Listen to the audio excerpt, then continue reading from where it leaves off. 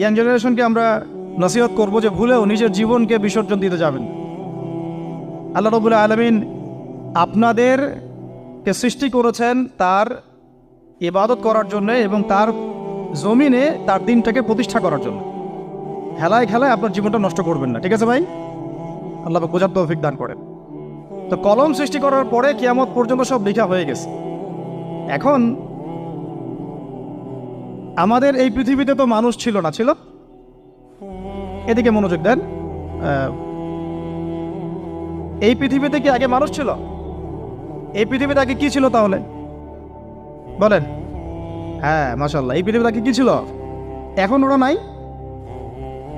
সবার সাথেই কিন্তু একটা করে আছে। কমপক্ষে কয়টা করে? সবার সাথে কমপক্ষে একটা করে। আর কোন কোন জায়গা আছে যেখানে জিনের বড় বড় আখড়া আছে। পৃথিবীতে যে জায়গাগুলো থেকে